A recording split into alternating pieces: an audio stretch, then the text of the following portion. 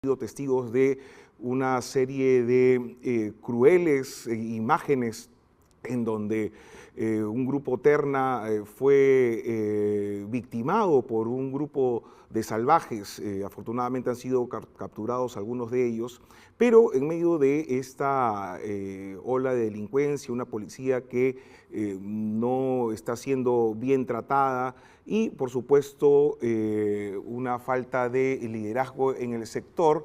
Tenemos, por otro lado, una serie de noticias de orden judicial, como por ejemplo las recientes modificatorias de la Ley 32-108, la que conocemos como la Ley de Crimen Organizado. Además, tenemos, por supuesto, esta semana algunos otros alcances del tema, por ejemplo, Chibolín Gate, ¿no? Una famosa entrevista entre Iván Ciucho y el periodista Beto Ortiz, que dan luces sobre estas tensiones que existen entre los Ciucho y el propio Chibolín, y esta suerte de extorsión judicial, para lo cual se han prestado también una serie de operadores judiciales, entre ellos la famosa madre o mami, ¿no? Que es una fiscal que estaba a cargo de lavados de activos y organización criminal. Pero volviendo al tema del Ministerio del Interior, también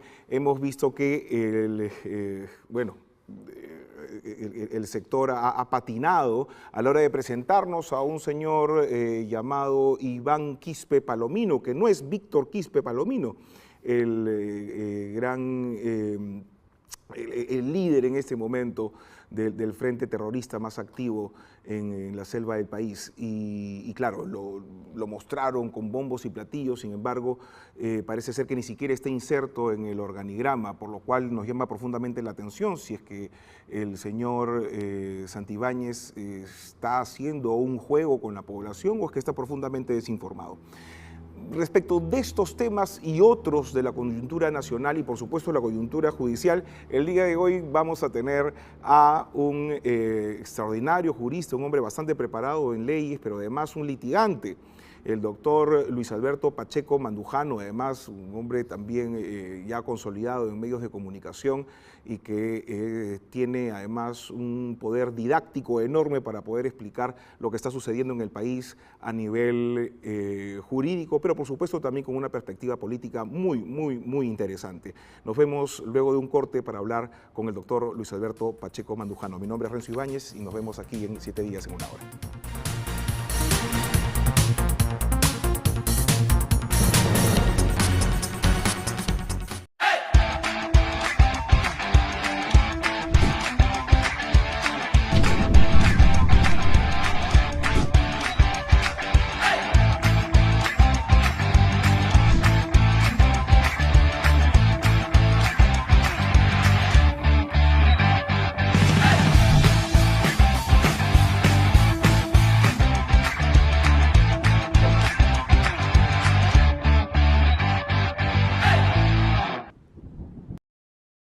Tacalá Televisión, ahora en Lima Norte. Gracias por permitirnos ingresar a sus hogares. Tacalá Televisión.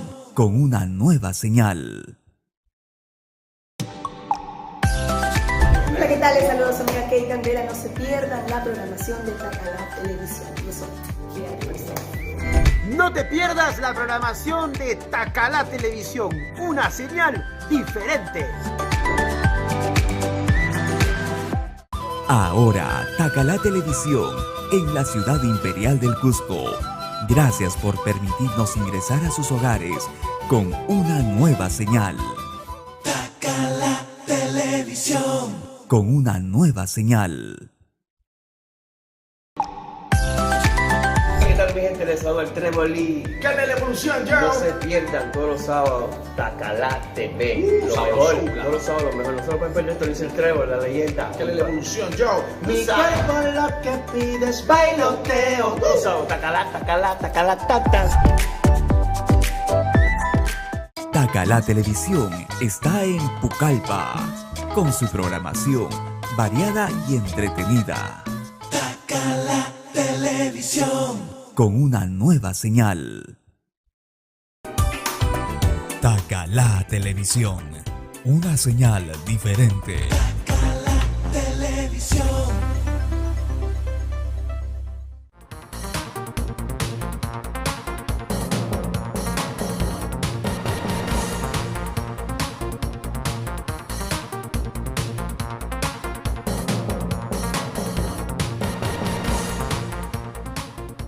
Hola amigos, ¿cómo están? ¿Qué tal? Mi nombre es Renzo Ibáñez y estoy 7 días en una hora y como les comentaba, estamos el día de hoy con el doctor Luis Alberto Pacheco Mandujano, un hombre de leyes, pero además un hombre con una vocación didáctica interesante para poder entender los temas jurídicos en el país, además de los temas, por supuesto, políticos. ¿Qué tal, doctor Pacheco? Muchísimas gracias por estar aquí en 7 días en una hora. Renzo, encantado de estar en el programa, a tus órdenes.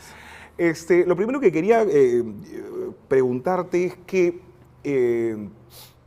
a ver, vamos un poco de afuera hacia adentro, ¿no? Las tensiones que hay entre los poderes del Estado, ¿no? Tenemos el Poder Ejecutivo, el Poder Judicial, el Poder Legislativo, que es el Congreso. Esta vez Dina Boluarte ha salido a decir, oigan, el problema no es la policía, el problema no es el Ministerio del Interior, el problema del caos, de la extorsión, a propósito de un nuevo paro que se ha programado para el día 23. El problema son de los operadores de justicia y particularmente de la Fiscalía, porque nosotros los agarramos y ellos los sueltan. Entonces pareciera ser que el problema de la extorsión, del crimen organizado en el Perú se soluciona con una mejor Fiscalía que meta dentro de la gente. ¿Es así la situación? Ojalá fuera tan sencillo, ¿no? Mira, el Perú a lo largo de estos últimos, no sé, poco más o menos 10 años, ha entrado y se mantiene lamentablemente en una constante en la que pareciera ser el perro que se muerde la cola, ¿no? Es decir, está que da vueltas y vueltas y vueltas. Un círculo vicioso. Sí, ¿no? efectivamente, porque escuchamos a la titular del Ejecutivo que responsabiliza de las desgracias que están pasando en el país a los operadores de justicia. Los operadores de justicia responsabilizan al legislativo porque dicen que se han dado leyes que favorecen al crimen organizado y que impiden el trabajo efectivo de los fiscales y de los jueces. Por su parte, el legislativo le echa la culpa al sistema de administración de justicia y también al Ejecutivo por una falta de presencia. Es decir, aquí hay una responsabilidad compartida de todo, ¿no? Y en medio de ese innecesario enfrentamiento que se da entre poderes, el atizar a las masas, el movimiento por parte de los políticos que responden a intereses políticos y económicos que provienen de sectores básicamente vinculados a la izquierda auténticamente comunista y a la izquierda caviar, que carece de ideología, pero que tiene una presencia ahí levantando siempre las hipócrita y fariseamente, por supuesto, farisaicamente, ¿no? Las banderas de la justicia social, y que en buena cuenta le hacen el juego a ciertos grupos de presión que están vinculados con, lamentablemente, el verdadero crimen organizado, que es la minería ilegal, ¿no? La trata de personas, la tala indiscriminada, claro, el tráfico de oro, las economías ilegales, ¿no? En general. Y por supuesto, intereses políticos además radicales, ¿no? Como el caso, por ejemplo, de Antauro, que ahora tiene, por ejemplo, un líder transportista que está comandando un poco la convocatoria, ¿no?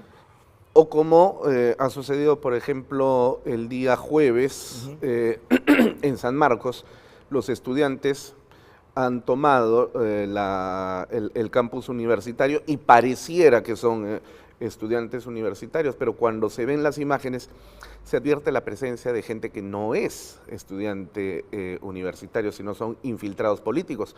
O el caso de los dirigentes transportistas que, aprovechándose de el clamor verdadero y legítimo de los transportistas, son militantes del partido de Lagarto Vizcarra, ¿no? Y entonces aprovechan estas circunstancias hay un aprovechamiento para evidente, seguir claro. generando la polarización en el país y, por supuesto, a ver, voy a utilizar una expresión maoísta, para encender la chispa en la pradera, ¿no? Entonces, en medio de todo este caos, de toda esta situación tremendamente desordenada, no hay un liderazgo de ningún sector político gobernante que se atreva a poner el orden que necesita el país, lo que nos conduce a una situación de anomia. Ahora, hace unos días atrás yo hice esta expresión y me dijeron, pero ¿cómo va a haber anomia si en el Perú tenemos todas las leyes? Y efectivamente, es que el tema de la anomia no tiene nada que ver con la cantidad de leyes que tú puedas tener. Claro. Porque aquí pueden, como de hecho sucede, abundar una cantidad enorme de leyes, tanto que ya ni los jueces, ni los fiscales, ni los congresistas recuerdan las leyes. Por eso es que en el Congreso, por ejemplo, se ha modificado una ley que está muerta, la 27239, que ya esa ley está derogada tácitamente, pero la han modificado. Entonces ni ellos se dan cuenta. Entonces, ¿qué cosa es la anomia? Ahora vamos a entrar un poco a eso. La anomia es una carencia de normas. Entonces me dirán, ¿otra vez vuelves a hablar de leyes? No. Una cosa es la ley y otra cosa es la norma. Evidentemente ambas están relacionadas, pero son continente y contenido. Déjame ponerte un ejemplo para que se pueda entender y también nuestros televidentes. Si yo invoco el artículo 106 del Código Penal, por ejemplo, que dice textualmente, será reprimido con pena privativa de libertad no menor de 6 ni mayor de 20 años el que mate a otro. Ese es el dispositivo legal, esa es la ley, lo que llamamos la ley.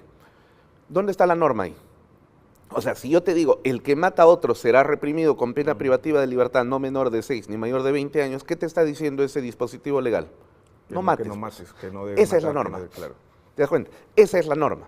Entonces, la norma es el alma del dispositivo legal. Pero sucede que en estos últimos tiempos, el Perú ha llegado a producir semejante cantidad de leyes sin tener alma. O lo voy a poner de esta manera. Cuando Dios crea al hombre, coge el barro, pero el barro no podría haber tenido sentido existencial si Dios no le hubiera lanzado el aliento de vida, que no es otra cosa más que la transmisión de alma. Entonces, lo que tenemos en este momento es eso precisamente, barro hecho ley, pero sin alma. Claro. El alma de la ley son las normas. Son leyes inertes. Exacto. Entonces, ¿por qué decimos que hay anomia? Porque no hay normas. ¿Y por qué no hay normas? Porque el país ha perdido una brújula de orientación moral, cívica, patriótica, y en consecuencia todo el mundo hace lo que le venga en gana hacer. Por eso es que tú ves, el otro día, por ejemplo, ha estado circulando un video en las redes sociales, un delincuente agarra un cuchillo de cocina y enfrenta al policía. Sí, y el policía se muere de miedo. Y me parece que se demoraron mucho en dispararle a la que claro, pierna. El policía está pensando en que luego me van a enjuiciar, claro. ¿Qué hago? ¿No? Pero este fulano está a punto de matarme. Entonces, espero un poquito más. Si el policía se tropezaba, se caía y perdía el arma, ese tipo lo mataba. Lo mataba en el acto. Sí. Y evidentemente a ese tipo no le iba a pasar más que un proceso judicial del cual inclusive saldría librado, te aseguro. Pero si el policía mataba a ese sujeto, crimen de lesa humanidad, ¿no? Sí, entonces, claro. Ese es el grave daño que le hemos generado a la sociedad. Y digo, le hemos generado, no porque nosotros, tú, yo o quienes formamos parte del bloque democrático y patriótico del país, hayamos gestado esa destrucción de la institucionalidad, sino porque cuando los gestores de la oclocracia, estoy hablando del caviarismo, estoy hablando de la izquierda destructora. Oclocracia, gobierno de las muchedumbres, del desorden, del grito, del caos. Así es, efectivamente. Entonces, cuando los gestores de la oclocracia empezaron a destruir la institucionalidad, y esto sucedió con Valentín Paniagua en adelante, nosotros no dijimos nada. Estuvimos omisos al llamamiento patriótico. Si lo dijimos, teníamos alguna sordina, ¿no? Porque lamentablemente los agentes del caos que han estado en medios de comunicación hace mucho tiempo, los influencers, en fin, hay nombres propios también, han tenido mucho altavoz, ¿no? Y los medios de comunicación les han dado Porque bastantes decibelios. son unos extraordinarios comunicadores Sí, sociales. Eso sí, sí, eso sí. hay que reconocerlo. O sea, Mientras que uno nos hemos dedicado un poco a la política como corresponde en términos de la representación, del discurso, ¿no? Del análisis, de la construcción. Claro, comunicar estupendamente, pero además destruyendo y criticando, evidentemente es mucho más fácil también, ¿no? porque como tú decías antes de entrar a esta entrevista, en un comentario que hicimos Ajá, fuera previo. de cámaras, más fácil siempre es destruir que construir, Así ¿no? es. Entonces, es como por ejemplo esta ley, vamos a entrar ya seguramente dentro de unos materia. minutos en materia, pero esta ley, la 32.108 que modificó el Código Penal, Sí. el Código Procesal Penal y la ley 30.077, ley del crimen organizado, Ajá. que en ninguna parte decía que si no está presente el abogado no se podía hacer el allanamiento, pero sin embargo ya lo veías a Jaime Chincha en su programa Sí. en Canal N, y curioso, su programa se llamaba porque ya se fue, Octavo Mandamiento, y el octavo mandamiento es No mentir. no mentirás, y el señor se dedicaba a mentir todos los días, así Es como le cierto. mentía a su esposa cuando le sacaba la vuelta con una becaria en Canal N. Mentía ahí y siguió mintiendo después con el tema de la ley. En la ley en ninguna parte decía, si no está el abogado no se puede llevar a cabo el allanamiento. La tienes a Rosa María Palacios, tienes al IDL con su falso medio de comunicación, IDL Reporteros, eso no es un medio de Pero comunicación. tienes además a las propias instituciones del Poder Judicial, entre ellas el propio Poder Judicial y la Fiscalía de la Nación, alimentando esa circunstancia con una suerte de aparentes torpezas que parecía ser simplemente hechas de manera exprofesa para que justamente se bajaran la ley, ¿no? Bueno, como pasó con lo de Chibolín, o tratando de entrar a unos allanamientos de manera torpe, como si fuera la ley la que estuviera entorpeciendo la impidiendo, situación, ¿no? ¿no? Y en esto sí hay que ser clarísimos, ¿no? Ese bochornoso espectáculo que dio un fiscal y que se llevó a todos los medios de comunicación para que vean que efectivamente la ley impide el ejercicio del allanamiento, qué vergüenza, tocando a la puerta y diciendo, ¿estará su abogado? No, no está, entonces no podemos ejecutar, y dando declaraciones a los medios de comunicación Claro, y diciendo, era no puedo porque exprofeso. la ley me dice, mira, eso no dice la ley, eso no dice la ley. Entonces, como ha dicho muy bien Humberto Abanto en algún medio de comunicación, o este fiscal es una persona que carece de una competente capacidad de comprensión lectora, Además de ¿no? nula actualización del así derecho, es, por supuesto, ¿no? o carece de ello, o es manifiestamente un estúpido, pues. Claro. Porque la ley no dice eso, en absoluto. Pero sin embargo, hizo ese show, hizo ese papelón. O en tercer lugar, es simplemente un operador político de quienes quieren bajarse la ley. Y esa es la respuesta correcta, vamos a decirlo así, Ajá. ¿no? Porque ese fiscal que fue a hacer ese show, ese papelón, lo hizo exprofesamente, pues. ¿Enviado por quién? Por el fiscal de la Nación interino, pues, ¿no? Definitivamente. Entonces, sí es cierto, no solamente han sido medios de comunicación de la prensa oclócrata, de la prensa caviarizada, de la prensa vinculada a Odebrecht, además, porque Sí. la gran concentración de los medios de comunicación está en manos del Grupo El Comercio, de la familia Miro Quesada, donde tienes a un miembro representante muy poderoso, supuesto. Graña Miro Quesada, vinculado a Odebrecht. Entre otros, ¿no? Como por ejemplo el tema de la República y en fin. Gente que además impidió que la ciudadanía pueda saber cuáles eran los puntos, los extremos de este famoso convenio, tratado con Odebrecht en términos El fiscales, acuerdo de ¿no? El famoso colaboración acuerdo de colaboración. supersecreto, ¿no? Así es. Bueno. Pero que para ellos estaba súper bien, a pesar de que supuestamente ellos no lo conocían. Fíjate, ¿no? Ellos que tienen que conocerlo todo. Imagínate. los temas que son secretos en el Perú son tan secretos que los conoce Chile, por ejemplo. Ajá. No sabe cuántos tanques tenemos, cuántos Así sabe, es, todo, pero sí. nadie puede saber qué cosa dice el acuerdo de colaboración. Sí. Este es el mundo al revés, porque en el Claro. Perú llueve para arriba. Bueno, Especulamos en fin, por qué es, por supuesto. sí. Entonces, medios de comunicación asociados a Odebrecht, por lo tanto a la corrupción. Y adicionalmente, autoridades como Juan Carlos Villena Campana, que indigna con su presencia el Ministerio Público, haciendo ese tipo de acciones francamente detestables y reprochables sumamente, ¿no? Pero bueno, frente a la desinformación, nos toca ya no hacer el papel que hicimos probablemente antiguamente de decir, bueno, ya, ¿para qué me meto en el pleito? Pues si me voy a ganar líos y encima nadie me va a escuchar.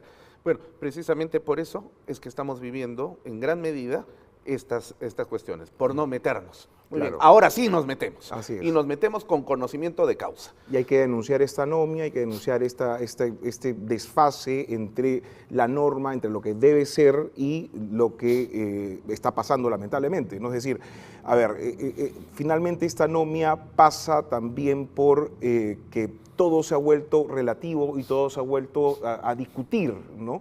Porque hay un sector del país que siente que tiene las calidades y tiene la superioridad moral para poder diseñar y construir un sistema de justicia ad hoc a sus intereses, ¿no es cierto? Y dejando de lado la discusión democrática, dejando de lado de que también hay otros actores que justamente en medio de la democracia deberían discutir las salidas, las pertinencias normativas y jurídicas para poder construir un país realmente democrático. Entonces, estamos hablando de gente que además está perdiendo poco a poco, justamente gracias a que por fin hay voces discrepantes, esta suerte de poder casi total, ¿no? Olímpico que tenían hace mucho tiempo y que dirigían a las masas de alguna u otra manera, pero lo están volviendo a recuperar con esta suerte de impulso a estos paros que ahora se van a dar el 23 de octubre. ¿Cómo hacemos para poder llegar a un momento de comprensión democrática que, supongo yo, tiene que ser la clave para poder entrar a un 2026 menos polarizado? Comienzo por lo primero, cuando tú hablas de la relativización. Mira, ¿en qué consiste la relativización? Asumir que todo lo que opine todo el mundo es perfectamente válido, porque además es su verdad la que se está trasladando, ¿no? Entonces escuchamos expresiones como, bueno, ha opinado y yo discrepo, pero es legítimo lo que está pensando, porque además es su verdad. O sea, como si hubiera tu verdad, mi verdad, la verdad de él, la verdad del otro. Y como yo tengo el poder de los likes y tengo el poder del Twitter, tengo el poder de los medios de comunicación, entonces la verdad al final se hace por más fuerte por la fuerza. De likes, ¿no? Finalmente es por la fuerza, ¿no? Así es, efectivamente.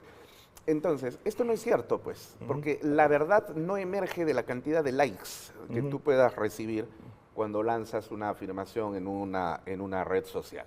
Eso le gustaría, pues, a esa gente, ¿no? Pero no es cierto. La verdad emerge de la conjunción entre lo que sucede y cómo tú lo cuentas. O sea, quiero decir, si yo te digo, por ejemplo, el case de este teléfono celular es verde, eso es verdad porque efectivamente lo que yo estoy diciendo coincide con el hecho, coincide con la cosa. Pero si yo te digo, el case de este celular es de color morado, al no haber coincidencia entre lo que digo y lo que acontece en la cosa, entonces no estoy manifestando la verdad. Eso es lo que suele suceder normalmente en el ambiente social, donde se empieza a diluir como un líquido, como agua entre los dedos, los hechos sociales, y empiezan a ser narrados conforme le conviene la famosa a determinada narrativa. persona, ¿no? Entonces se hablan de las narrativas. A mí no me gusta utilizar esa expresión porque toda narrativa incluye en sí misma una verdad dicha a medias, y toda verdad dicha a medias Es peor que una una mentira. En consecuencia, yo le llamo fabulación, porque eso es lo que es finalmente. Entonces, cuando tú empiezas a hacer narrativa, por ejemplo, no se puede llevar a cabo el allanamiento porque si no está presente el abogado, entonces tiene que suspenderse la audiencia.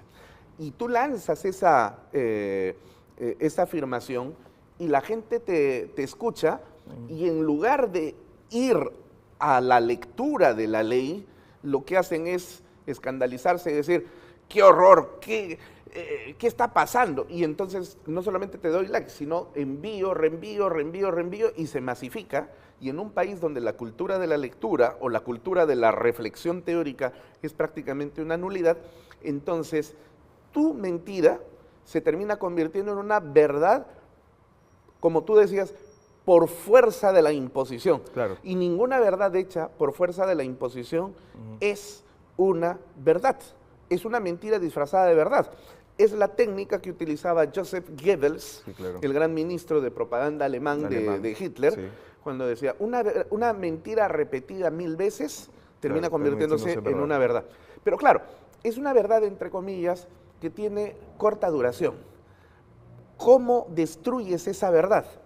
Cuando tú encaras con la verdad real a esa falsa verdad.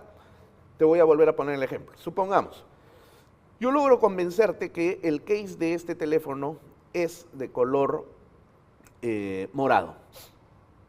Y tú esparces esa información en 100 personas, 200 personas, 300 personas, y a pesar de que están viendo el case que es de color verde, sin embargo, por fuerza del impulso social, Sí, claro. ¿no? Eso es a lo que se conoce en sociología y psicología de masas con el nombre de la presión social. Entonces, a pesar de que están viendo verde, sin embargo, terminan convenciéndose de que es morado. Así es. ¿Ya? Esto se contó en el cuento ese del rey desnudo, recordarás, Sí, claro. donde decían en el reino de un rey X, Claro. que vestía, le habían llevado una tela que solamente podían verla los inteligentes, Ajá. ¿no es cierto? Y Claro. en realidad no había nada. Entonces, cuando el rey se paseó desnudo por la calle, Claro.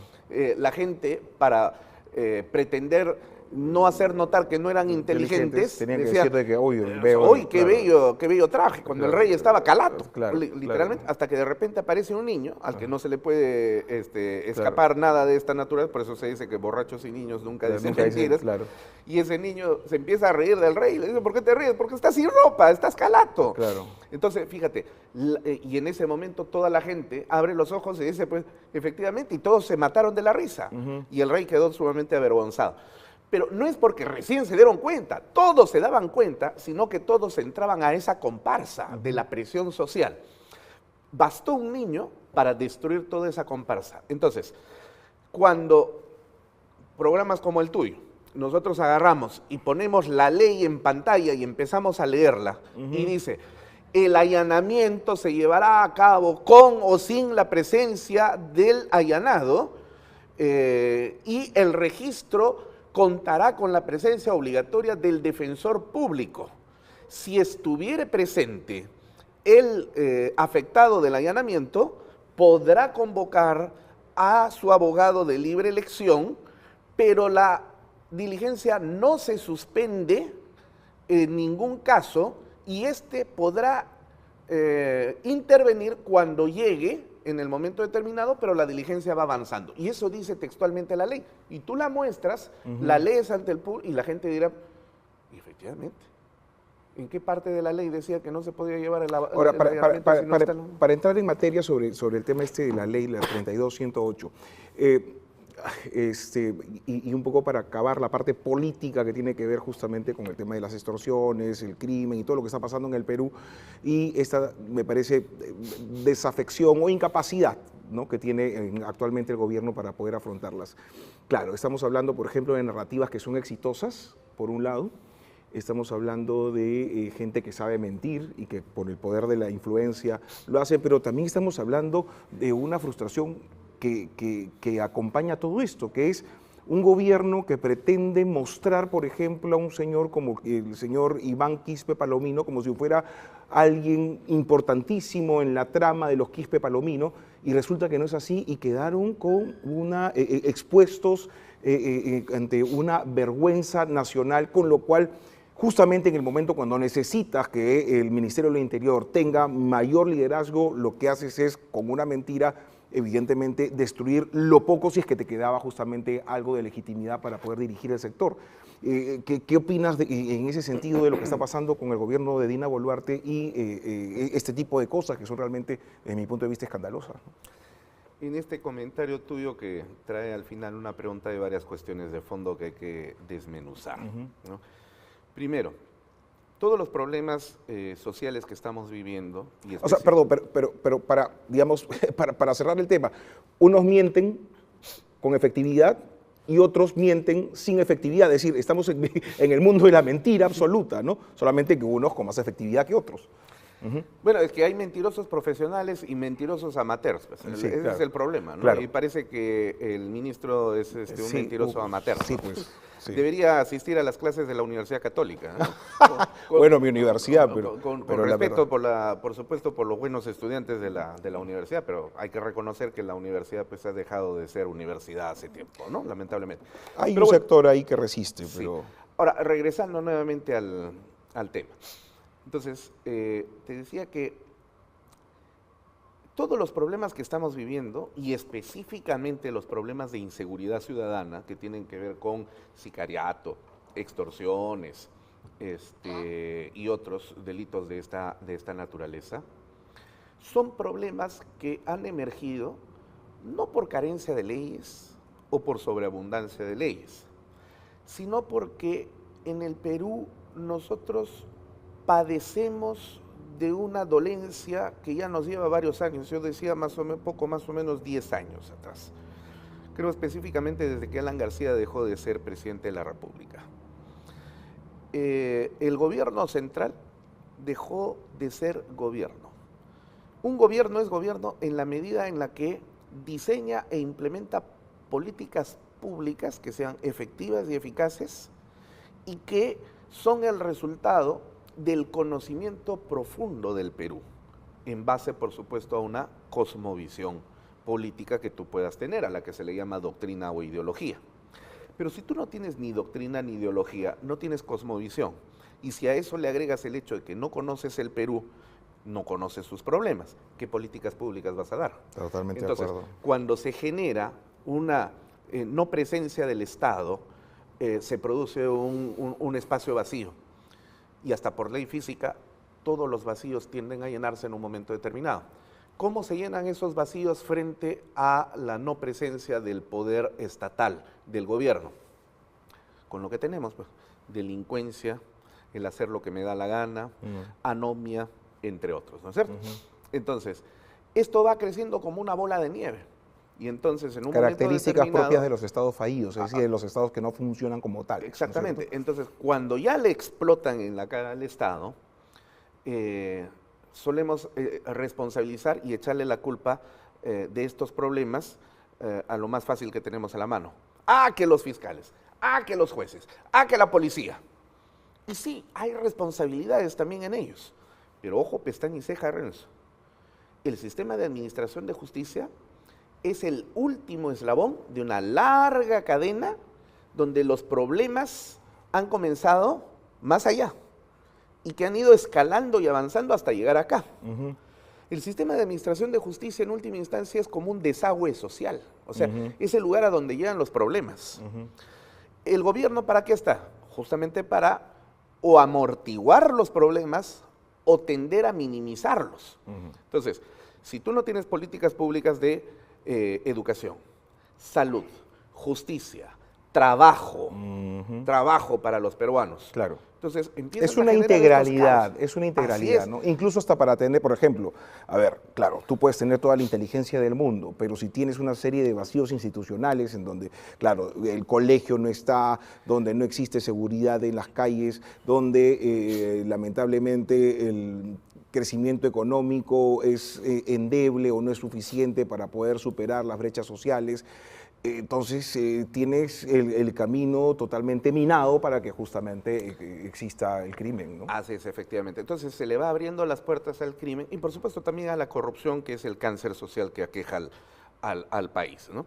Entonces, fíjate, nuestro país que ha vivido casi 20 años de terrorismo y que ha sabido derrotarlo, por lo menos militarmente, si no políticamente. Y con una economía además bastante difícil. Y mucho más difícil, deberíamos tener ya instalada en nuestra memoria colectiva la experiencia de haber vivido y vencido al terrorismo para poder hacer algo Así es. similar en este caso. Pero no lo hacemos. Pero no lo hacemos. ¿Sabes por qué? Porque el Estado además es lamentablemente un tremendo padrastro que Sí. trata a sus hijos peor que entenados. Sí. Entonces, con esto lo que te quiero decir es que en lugar de reclutar a los mejores hombres y mujeres pensantes de este país, que además tengan formación en gestión pública, porque no basta, como tú decías, ser inteligente, hay que tener experiencia en gestión pública. Y tener compromiso. No, exacto. Claro. En lugar de reclutar a esa gente, lo que haces es espantarlos, Sí. votarlos. Sí, sí. Y en su lugar pones al amigo del Al amigo, al amigo, compadre, claro. al amante. Acuérdate de Otárola cuando Sí, decía, claro. mándame tu CV, ¿no es Claro. cierto? Dime que me quieres y Claro. te pongo un trabajo. Claro.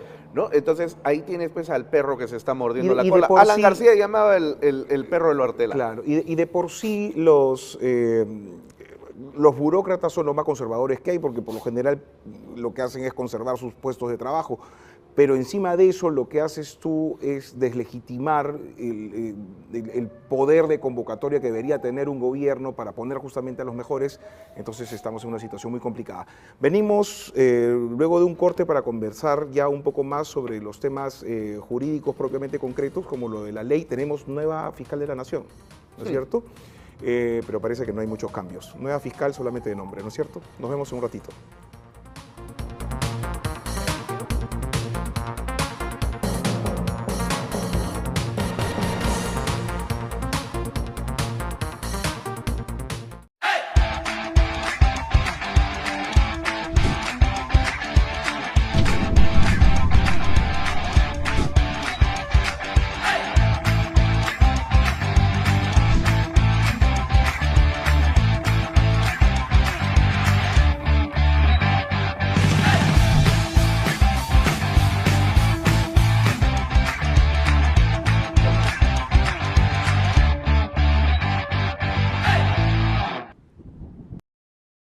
Tacalá Televisión, ahora en Lima Norte.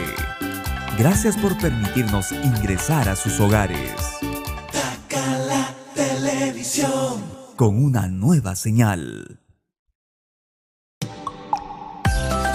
Hola, ¿qué tal? Les saludo a su amiga Kate Candela. No se pierdan la programación de Tacalá Televisión. Y eso, Diario Presente. No te pierdas la programación de Tacalá Televisión, una señal diferente. Ahora, Tacalá Televisión, en la ciudad imperial del Cusco. Gracias por permitirnos ingresar a sus hogares con una nueva señal. Tacalá Televisión. Con una nueva señal.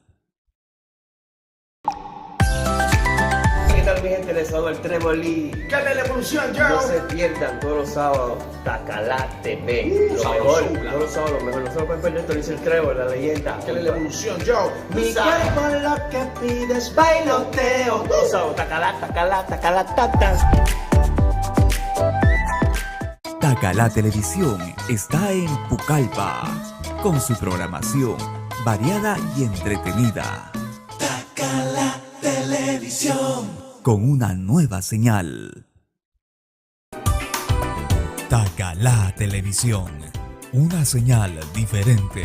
Tacalá Televisión.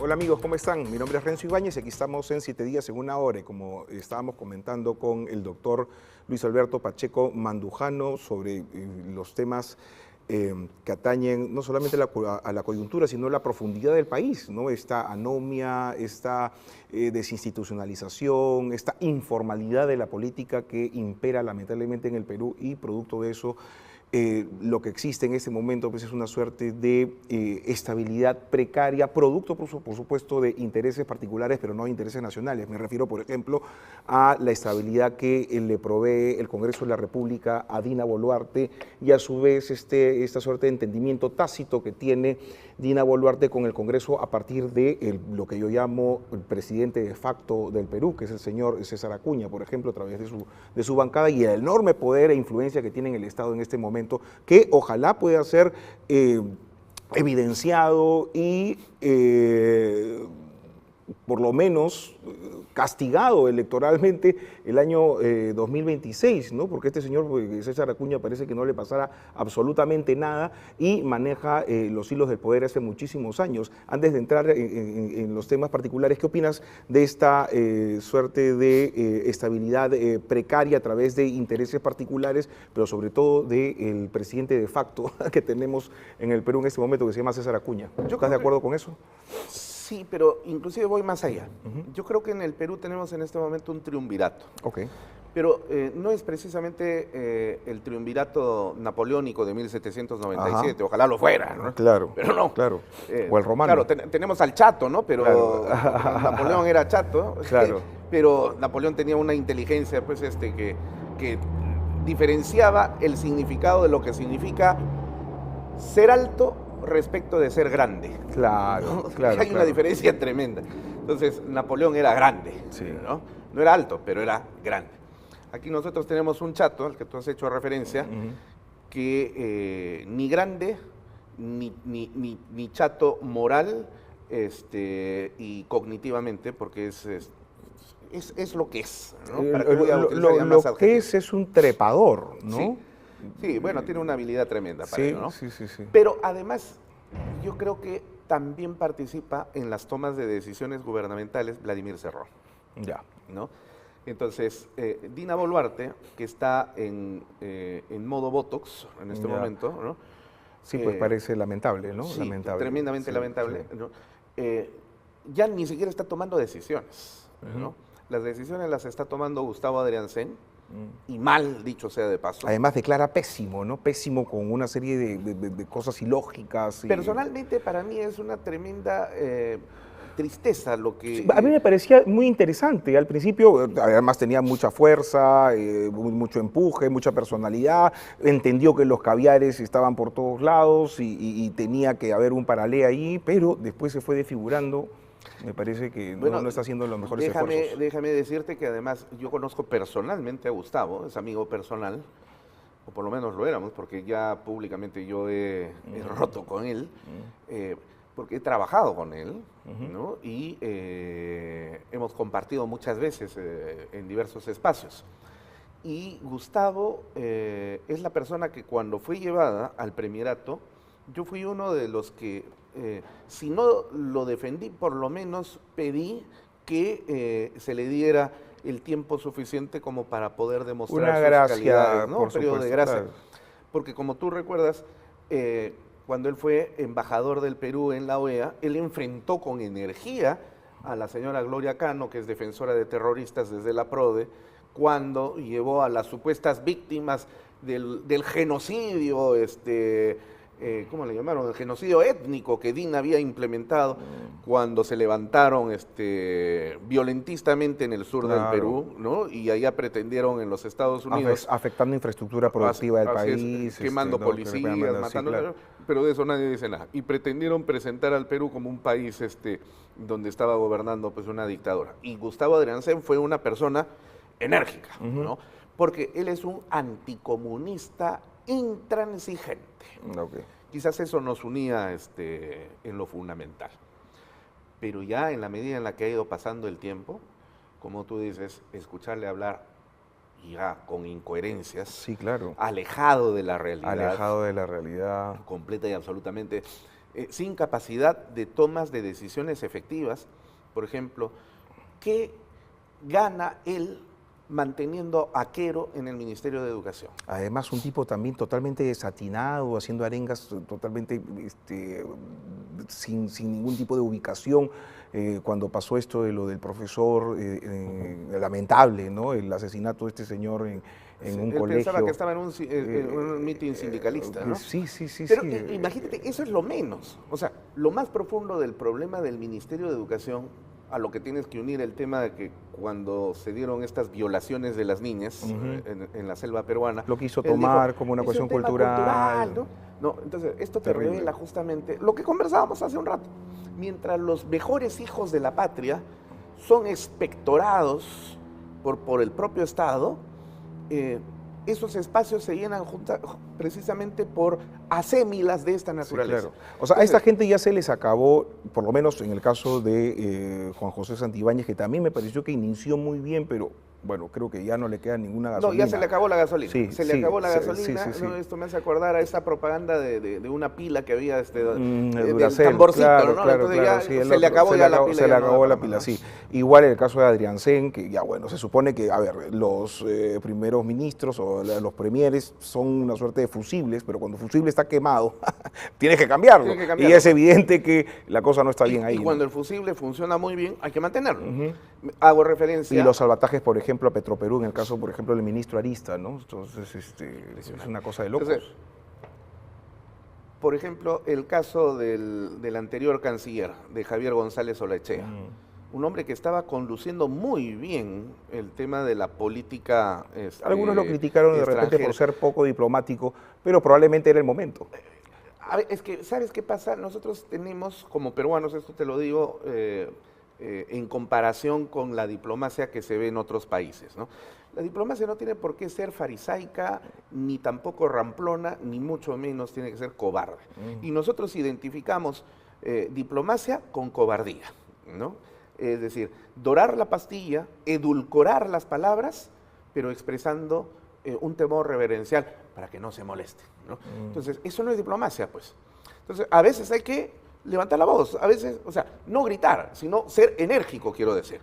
Y en este caso, Javier González Olaechea fue enérgico en algunos espacios que no le gustó a ciertos medios porque dijeron, ay, mis oídos me duelen. Además, ¿no? el contraste con el actual canciller también es impresionante. Pero ¿no? fue pues al instante, porque mientras Javier González Olaechea con claridad determinó, no reconocemos las elecciones fraudulentas de Maduro, lo sacan a González Olaechea, muchos dicen, y yo creo que sí, por orden de Cerrón. Vladimir Cerrón, lo colocas a este nuevo premier, nuevo canciller, y lo primero que hace es reconocer el gobierno de Maduro. Además de decir que los problemas de Venezuela tienen que ser solucionados por los venezolanos, cosa que es una tremenda falacia, porque finalmente los problemas de Venezuela en este momento son los problemas de toda América Latina, claro, Colombia, y en particular Ecuador. aquellos que estamos más cerca. Entonces, Así es, efectivamente. Claro, no solamente a nivel político, a nivel diplomático, sino y sobre todo a nivel social y económico, porque de todas maneras es una carga, ¿no? Si yo fuera premier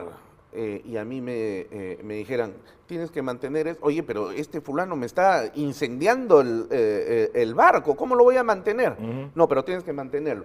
Y a ese otro lo vota, pero si ese es el que me ayuda a apagar el incendio, no, es que lo tienes que votar, porque, no, chao, me voy.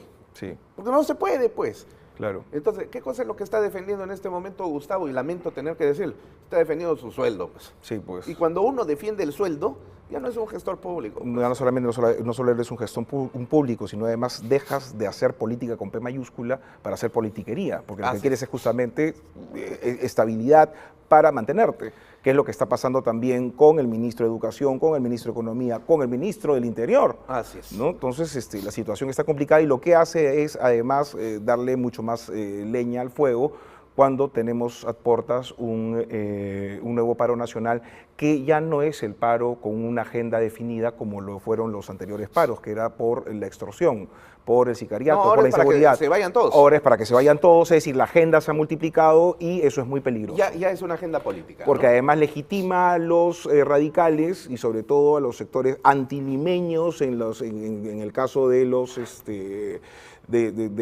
las regiones, justamente a avivar estas tensiones, estos resentimientos, y claro, lo que van a hacer es inmediatamente lo que pasó cuando recién entró Dina Boluarte. Esa es la ¿no? cultura del odio. Acuérdate que Abimael Guzmán, dentro de la ideología científica, como él le llamaba al marxismo, leninismo, maoísmo, pensamiento Gonzalo, decía, exacerbar el odio de clase para atizar la guerra popular, ¿no? Y efectivamente, pues... En este caso el odio regional, ¿no? Porque parece que Lima tuviera toda la culpa, y es cierto que Lima concentra la mayor calidad de servicios públicos, pero todo esto tiene un sino y un porqué, y no hay que olvidar que además los gobiernos regionales también tienen su culpa, oye, ¿no? Entonces, Vladimir Cerrón no salió de la nada. Millones de soles que se transfieren los gobiernos regionales literalmente para que se los roben. Así es. Y le echan la culpa a Lima. Claro. Y además hay que recordar que de los 13 millones de personas que vivimos en Lima, yo no sé, 1 millón será pues limeño. Limeño, todos los Claro, demás tenemos algún tipo de relación. Yo no soy limeño, yo soy huancaíno. Claro. Yo Por soy ejemplo. limeño, pero mi papá es andahuaylino. O sea Entonces, que todo el mundo tiene nexo, o así sea, es, somos efectivamente. claro. ¿No? Entonces, los Lima au- termina siendo una suerte de resumen del Perú. Así es. Entonces, los auténticamente limeños, pues serán pocos Muy y pocos, mínimos, ¿no? sí. Pero eso no interesa. Bueno, entonces,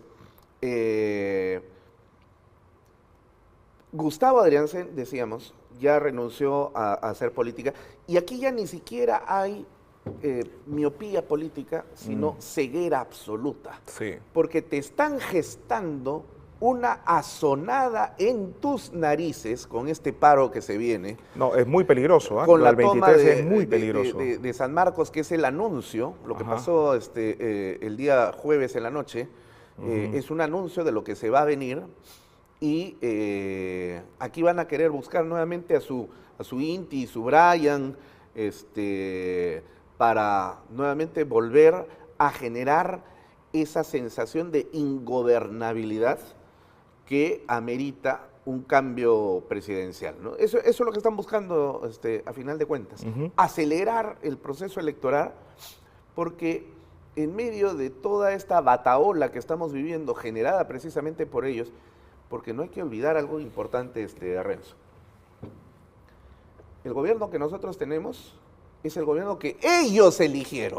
No, eso tiene que estar, tiene que estar Ellos claro, no lo y hay que elegimos nosotros. gritarlo y hay que decirlo, porque hay un gran problema, ¿no? Esta gente como es una gran manipuladora, entonces parece ser de que ahora se ponen al frente y con eso ya terminan de limpiar sus responsabilidades. Y no es así, hay que decirlo con claridad. Esta gente nos ha impuesto esta situación, no solamente ahora el 2021, sino lo hicieron en el 2011, lo hicieron en el 2016, lo hicieron con Vizcarra a la hora de sostenerlo, y lo hicieron, por ejemplo, en cada uno de los golpes de Estado que lamentablemente se construyeron desde los medios de comunicación y algunos agentes del odio, como por ejemplo pasó con el cierre del Parlamento, como pasó con cuando se evacuó a Vizcarra y se prácticamente se votó, se eliminó, ¿no? al presidente Merino, ¿no? Entonces, acá hay una serie de responsabilidades. El otro día yo estaba también en un podcast de un amigo que me había invitado generosamente y conversamos sobre esto, y uno de los chicos que estaban conduciendo me dijo, pero esto que está pasando en este momento no es culpa acaso de los políticos. Hay un momento. O sea, los políticos hay que analizar bien ese término, ¿no? Porque hay mucha gente que ha estado en medios de comunicación que ha fungido de política, ¿no? Y que además ha tenido curules en sus medios de comunicación. O sea, estamos hablando de las Rosa Marías Palacios, estamos hablando en RPP, estamos hablando del propio Álvarez Rodríguez, que ahora está un poco más tranquilo y que está tratando de volver al redil institucional, pero en un momento fue un gran sostenedor de excesos fiscales, ¿no? Y estamos hablando de IDL. Ninguno de ellos hacen política formal, pero hacen sí política informal. Así es, efectivamente, ¿no? Ahí es el punto donde yo quería ir, porque a esa lista que tú has enumerado y que queda corta todavía, por supuesto, porque hay muchísima gente más. los Cifuentes, No, en fin, ¿no? Clara Elvira Ospina. Bueno, que esa señora además etcétera. tiene una enorme responsabilidad en lo que pasó, ¿no? Porque Sí, además sin con duda. Yo no sé cómo la noticias mantenemos en el Perú. maniqueas, en momentos particulares, muy bien construidos para justamente generar resultados electorales que son beneficiosos para su grupo, ¿no? Esa político. señora, el día que se retome la democracia, y yo aspiro a estar vivo para poder ver ese proceso, Tiene que y ser además así. ser actor de ese proceso, esa señora tiene que ser o expulsada del Perú, O por lo menos un proceso, ¿no? o encarcelada, previo proceso, por supuesto. claro. Yo prefiero la segunda opción, porque expulsarla sería pues muy beneficioso claro, para sí. esta señora. Ella tiene que pagar por lo que ha Sí. hecho. Pero bueno, en fin. En este proceso del que hablabas, del merinazo, de los políticos que han hecho política informal, y la lista que estabas enumerando, tienes que agregar también aquellos que dice que no son políticos, pero que hacen política efectivamente. Por ejemplo, los falsos fiscales héroes. Ah, pero claro, operadores es políticos la de Odebrecht. inoculación de la política del odio en las instituciones, en particular en la Fiscalía de la Nación. Así es, o sea, efectivamente. su articulación con IDL, el hecho de que tenga a la señora Romina Mela al costado con un pupitre discutiendo y dirigiendo las investigaciones fiscales, eso es una locura para un Estado de Derecho, No, eso para no se una puede, democracia con D mayúscula. Pero acá, ¿qué es lo que dice? Estaba recabando las fuentes. Ah, no, señor, así no se hace. Así no se hacen las fuentes, pues. Ya, no, pues. Pero fíjate la capacidad de respuesta que tienen, mentirosa claro. que tienen estos. Así es. Y son tan cínicos que ni siquiera se ruborizan cuando lo dicen. A mí me daría vergüenza. Así es. ¿no? Doctor Pacheco, para entrar en materia sobre el tema de la 32108, se había hablado mucho, siento que estas modificatorias que se han hecho parecieran que no eran necesarios porque ya estaban, ¿no? Porque, por ejemplo, en los textos que estaba, por ejemplo, revisando, decía que antes se necesitaba la presencia del imputado y la presencia del abogado. Y ahora se ha quitado, digamos, se ha renovado el texto y se ha dejado solamente lo del abogado y lo del imputado se ha salido. ¿Eso era necesario? ¿Era así desde la primera vez que se hizo en agosto la ejecución de esta Mira, en de esta realidad eso normativa? siempre ha sucedido porque efectivamente ya eso estaba diseñado así, tanto en el Código Procesal Penal como en la Ley 27932. ¿Qué pasó? ¿Por qué era necesario tener una acotación legal como la 32108? Lo más importante de esa ley que modificó el Código Penal y la Ley de Crimen Organizado, la 3007, consiste en el ajuste del concepto de crimen organizado.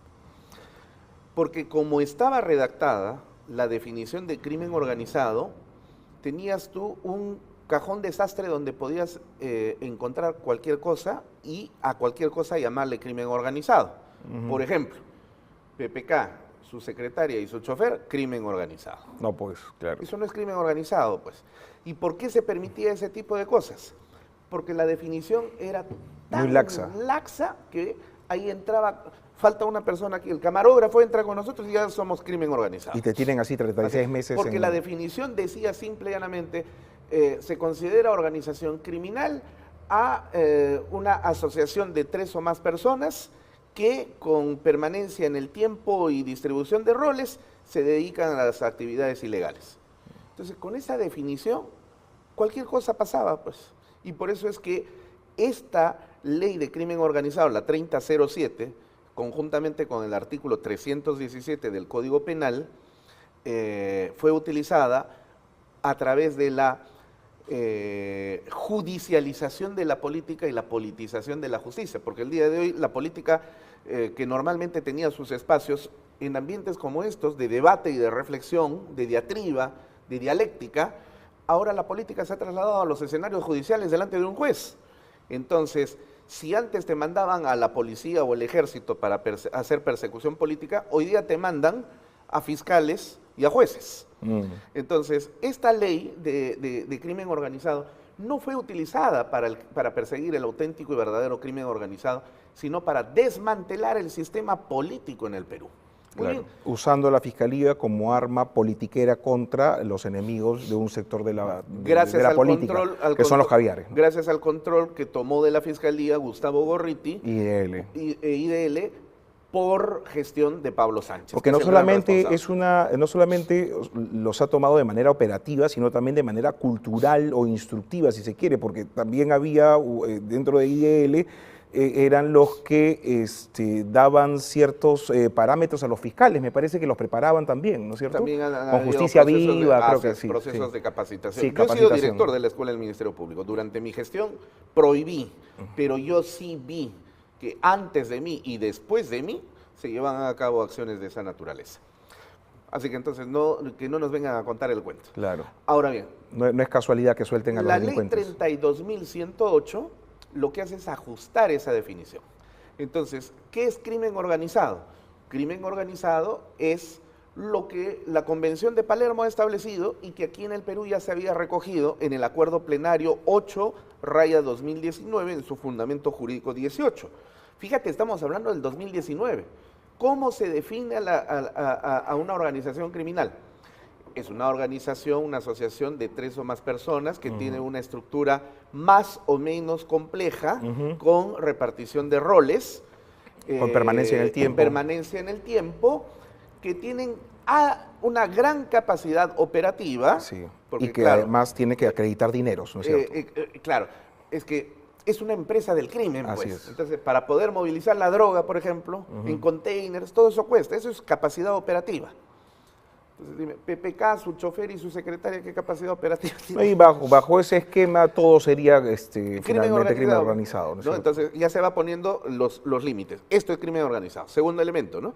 Y tercer elemento, que tienda a beneficiarse directa o indirectamente del control de un mercado ilegal o de una cadena de valor.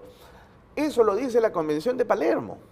Y eso es precisamente lo que ha sido recogido en la modificación de la 32.108. Entonces, cuando nos dicen, no, esa modificación beneficia al crimen organizado y además no va con la Convención de Palermo, otra vez te vuelvo a decir, es que es bien fácil hacer una afirmación y lanzarla, ¿no? Como lo hace Rosa María Palacios en su podcast, o César Hildebrand, ambos ignorantes en materia de derecho, y dice, esa legislación no va con la Convención de Palermo. Pero solo lo dicen, no lo demuestran. En cambio, si tú pones aquí la Convención de Palermo, el Acuerdo Plenario 08-2019 y la modificación de la Ley de Crimen Organizado, la redacción del texto es exactamente la misma. Entonces yo le pido a los televidentes, hagan ese ejercicio, pues, ni siquiera se tiene que ir ahora a una biblioteca, entren al Google y en el Google busquen Convención de Palermo, ahí está la definición de crimen organizado, y lean esa definición con la definición que da la modificatoria de la ley. ¿Dónde está la diferencia? No hay ninguna. Entonces, eso es lo más importante de la 32.108. Eso es lo más significativo. Creo yo que por eso es que los caviares saltaron hasta el techo. ¿Por qué? Porque a partir de esa modificación perdieron el instrumento legal que justificaba la persecución política que ellos han venido haciendo a los enemigos políticos a través de sus fiscales héroes y de toda esa cofradía de infiltrados que tienes en el Ministerio Público. Y esto es tan cierto que la propia Rosa María Palacios, que es abogada de cartón, ¿no? Y por lo tanto sabe tanto de derecho como Sigrid Bazán de física nuclear, en una entrevista que le hizo Mónica Delta en Latina, hace 2 semanas atrás, expresaba Rosa María Palacios con mucha preocupación lo siguiente, decía, ahora con esta modificación terminan tremendamente beneficiados los políticos, se van a caer el caso Keiko Fujimori, se va a caer el caso Humberto Abanto, el caso de los árbitros, y etcétera, etcétera. Todos los casos de sus enemigos. Así es, efectivamente. Y entonces, como la señora Delta es una ignorante en materia de derecho. Y tiene que quedar bien con sus amigos. Así es, no le podía preguntar, pues, pero la ley de crimen organizado no se debía utilizar con crimen organizado. O sea, tu preocupación no es el crimen organizado, Rosa María. Claro. Tu preocupación es perfectamente visible que esa no es su preocupación. Tu preocupación son los casos políticos, claro, ¿no? A los cuales tus amigos de la Fiscalía le han llamado crimen organizado. Mientras las reales organizaciones criminales están que se ríen de esta situación porque al final todo el poder, la infraestructura, el músculo de la Fiscalía no está orientado hacia ellos, sino más bien hacia los políticos. Entonces, eso me lleva a pensar algo más. Como el crimen organizado, el verdadero crimen organizado, ¿de qué estamos hablando? Narcotráfico, minería ilegal, trata de personas, tala, contrabando, tráfico de armas, etcétera. Tienen tanto poder económico, entonces esta modificación de la ley ahora sí les afecta. Claro, ¿Qué les cuesta financiar justamente a estos influencers? Y los paros. Y los paros, porque claro, para mejor, movilizar, para arrinconar al Congreso. Claro, arrinconas al Congreso, entonces mejor, ¿por qué? Porque esta ley, mientras más reflectores hagan con los políticos, menos reflectores van a ir hacia las organizaciones criminales reales. Entonces, mientras estás persiguiendo tú a políticos, los otros felices de la vida siguen haciendo narcotráfico, trata de personas, y etcétera, etcétera.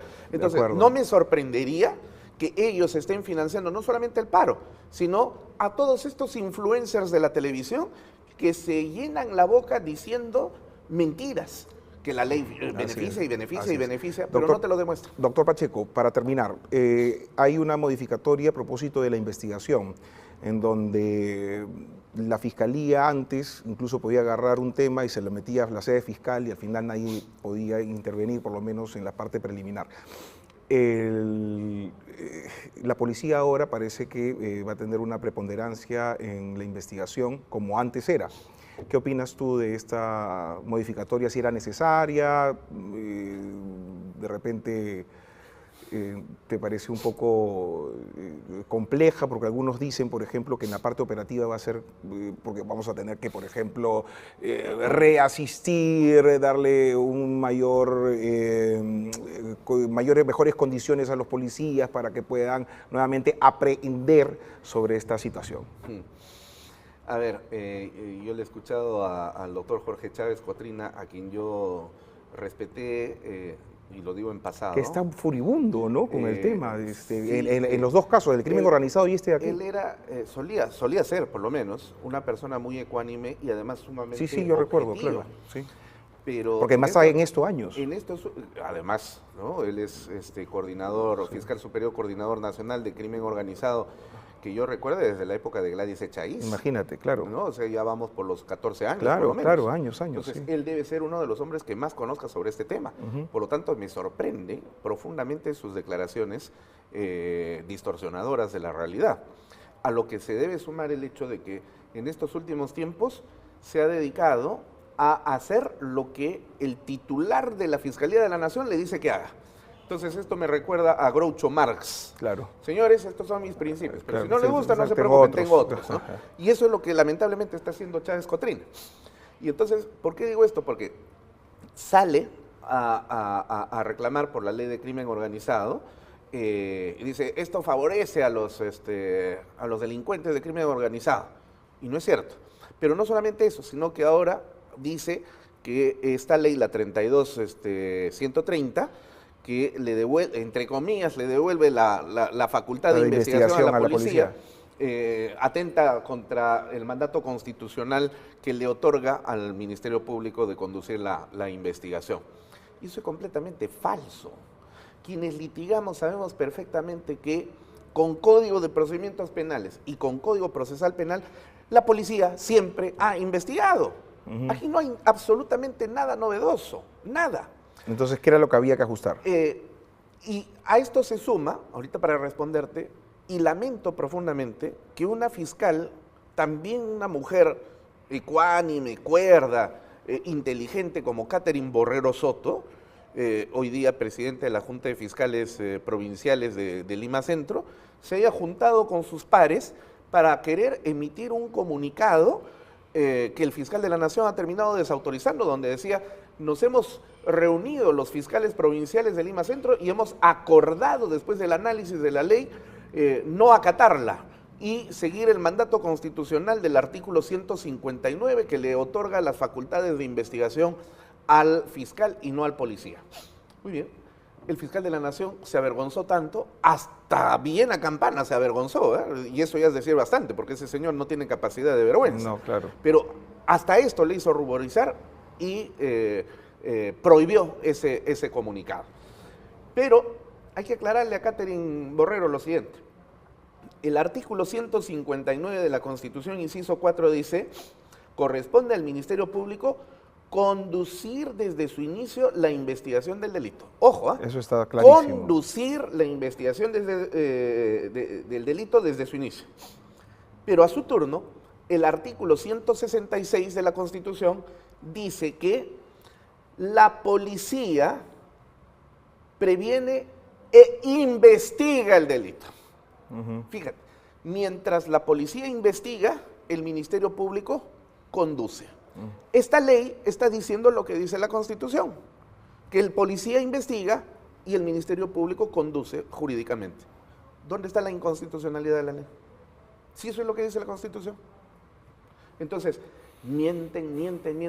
Y lo peor de todo es que estas mentiras han llegado a calar hasta en gente inteligente que se cree las mentiras.